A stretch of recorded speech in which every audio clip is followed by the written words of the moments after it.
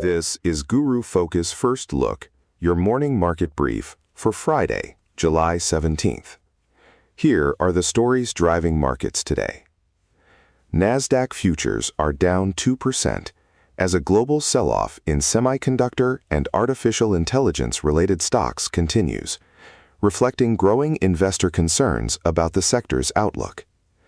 The decline follows steep losses in Asian markets, where shares in Tokyo and Taipei dropped sharply, and SoftBank fell more than 9% as regional chip stocks tracked Wall Street's AI-driven retreat. Turning now to corporate earnings, Netflix shares tumbled after the company issued a disappointing earnings forecast and said it will reduce the frequency of engagement updates for investors. The announcement added to pressure on technology stocks already under strain from broader market weakness.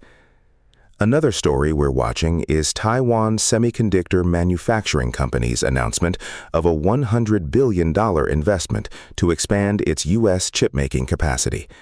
The company also raised its capital expenditure and revenue forecasts, citing strong demand for artificial intelligence chips. Meanwhile, in private markets, SpaceX called off its 13th Starship test flight, sending its stock lower in pre-market trading. Shares of SpaceX have now dropped to a new post-IPO low, losing $1 trillion in value over the past month following the launch delay. Elsewhere, Chinese startup Moonshot AI has launched its Kimi K3 artificial intelligence model, claiming performance competitive with leading offerings from OpenAI and Anthropic. The unveiling comes as competition intensifies among AI developers globally. Staying with the AI sector, Anthropic is ramping up investor relations efforts and scheduling meetings with investors as it considers a public offering. The company is also offering a $600,000 salary to recruit an investor relations director to support potential IPO communications. This next story is about Trump Media and Technology Group, which has introduced a paid service offering real-time access to posts from President Trump and other influencers to financial professionals. The company is targeting Wall Street clients with what it calls market-moving content. Now, let's turn to the U.S. housing market, where mortgage rates have climbed to 6.55%, the highest level in a year.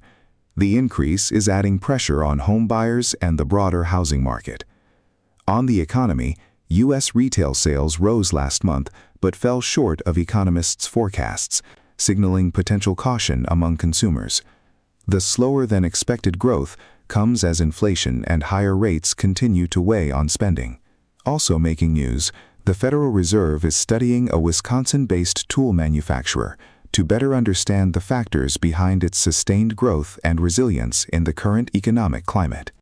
Meanwhile, in regulatory developments, the FDA has approved Merck's Lipfindra, the first oral PCSK9 inhibitor for lowering LDL cholesterol, providing a daily pill alternative to existing injectable treatments.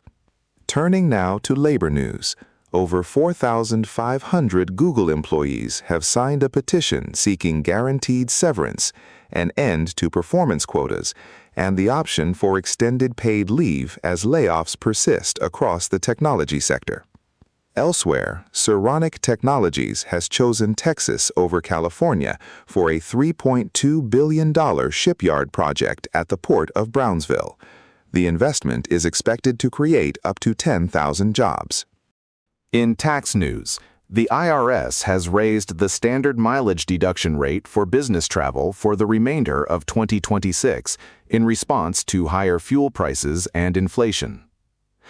Finally, upcoming earnings reports today include the travelers' companies, with analysts estimating earnings per share of $5 and revenue of $11.345 billion. Truist Financial, with estimated earnings per share of $1.08 and revenue of $5.241 billion.